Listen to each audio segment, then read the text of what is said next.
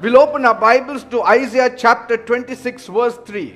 God will keep him in perfect peace whose mind is stayed on God because he trusts on God. यशया 26:3 मध्ये लिहिलंय, स्थिर मनाला देव पूर्ण शांतीत राखील, कारण ते तुझ्यावर भाव ठेवत असतात, ते देवावर भाव ठेवत असतात. Praise God. देवाला धन्यवाद. Who does not want peace today? आज मला तुम्ही सांगा, शांती कुणाला नकोय? Everyone wants peace. आज सगळ्यांना शांती हवी आहे. But people don't know how to get that eternal peace. मात्र लोकांना हे माहिती नाहीये की अनंत कालची शांती मिळवायची कशी. Peace means शांती म्हणजे to be in the midst of all this chaos. या सगळ्या गोष्टींमध्ये राहायचं, की मी कामाला जातो, नोकरीला जातो, धंद्याला जातो, घर सांभाळतो, प्रपंच सगळा माझा सांभाळतो, आवाज होतोय, गडबड होतोय, गोंधळ होत आहे, I have enmity around me. आणि I have माझ्या troubles. अवतीभोवती शत्रू आहेत, माझे वैरी आहेत, मला त्रास आहेत, But still, तरीही I have calmness in my me soul. शांत आहे, माझा जीव शांत आहे, I have calmness in my soul. माझ्या जीवामध्ये शांती आहे. That is the real meaning of peace. त्याला म्हणतात शांतीचा खरा अर्थ. And that is the kind of peace we all want. आणि अशा पद्धतीची शांती आपल्याला सगळ्यांना हवी आहे. I know of homes मला अशी काही घरं माहित आहेत where there is constant war, ज्या घरामध्ये सातत्याने भांडणं आणि युद्ध होतात,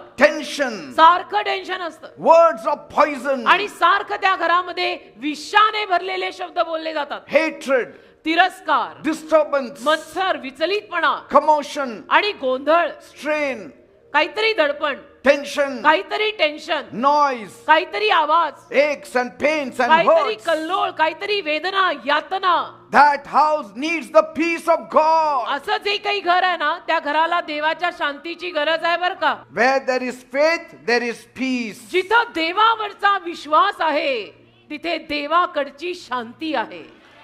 Anxiety says, चिंता म्हणते, I don't trust God to help me. माझा काही देवावर विश्वास नाही की देव मला मदत करेल. But faith says, पण विश्वास म्हणतो, I know नाही नाही, मला माहित my आहे, God will help माझा me. देव मला मदत करेल. I know मला माहित आहे, God is on my माझा side. देव माझ्या बाजूने आहे. There is no solution for your restlessness and anxiety on this earth. बाकी तुम्हा लोकांना हे जे अशांती, अस्वस्थता, बेचैन अवस्था, हे जे सगळं वाटतं ना, त्याचा उपाय या जगात तुम्हाला सापडणार नाही. किती प्रयत्न करा, डोकी फोडा, सगळीकडे जा, मग या तुम्हाला कळेल. It can only be found in the lap of God. याचा उपाय फक्त देवाच्या मांडीवरच सापडतो. It can only be found in the bosom of God. याचा उपाय फक्त देवाच्या उरावर सापडतो.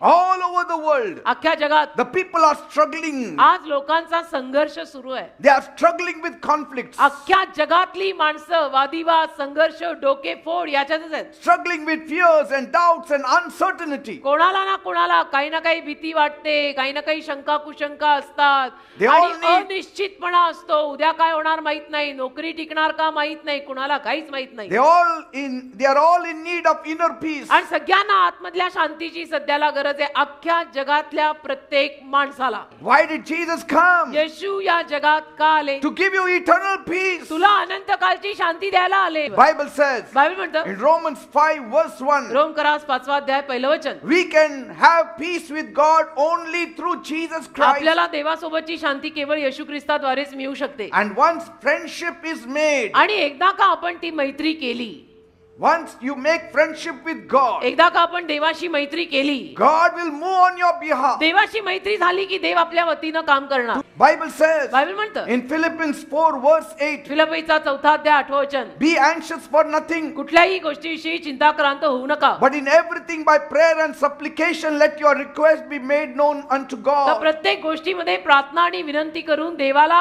आपली प्रार्थना तुम्ही सांगा, मांडा. And the peace of God त्यानंतर देवातली जी शांती आहे, that surpasses all understanding जी सगळ्या बुद्धी सामर्थ्या पलीकडची आहे, will guard your hearts and your mind through Christ Jesus. ती तुझ्या हृदयाचं रक्षण करेल ख्रिस्त येशूमध्ये, Praise God. मनाचं रक्षण करेल ख्रिस्त येशूमध्ये. It's not that anyone prays and God answers. असं नसतं काय की कोणीही प्रार्थना केली आणि देवाने उत्तर दिलं, असं नाहीये. You have to have the peace with God first. प्रथम तुला देवाशी शांतीचा करार करावा लागेल की देव बाप्पा तुझ्यात आणि माझ्यात बट्टी.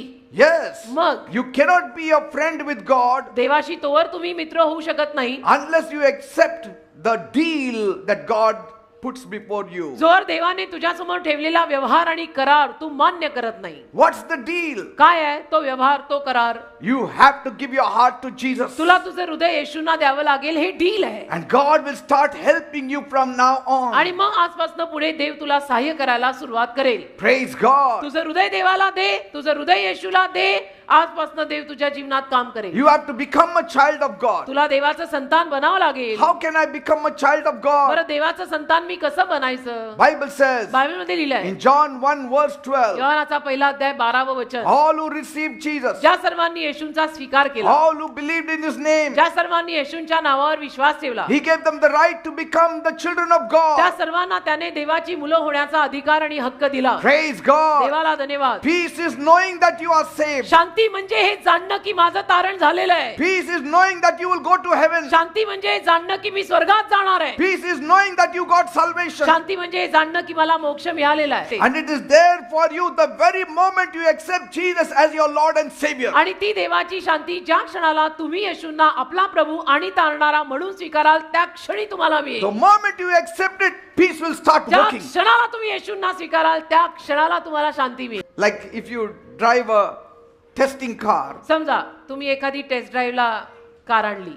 you can feel how it looks and how it is. Test ड्राईव्हला कार मागवली, कार चालवली, कशी दिसते, कशी वाटते, सगळं बघितलं. But then, मग after half an hour, that fellow will take that car away. अर्धा तासानंतर ती कंपनी गाडीला परत घेऊन जाते, कारण टेस्ट ड्राईव्हला आली होती ती. He will not, you cannot say, can I keep it? तुम्ही म्हणू शकता का कायमची ठेवून जा ना? No, he will say, it is not yours. तो म्हणेल तुमची नाहीच आहे गाडी.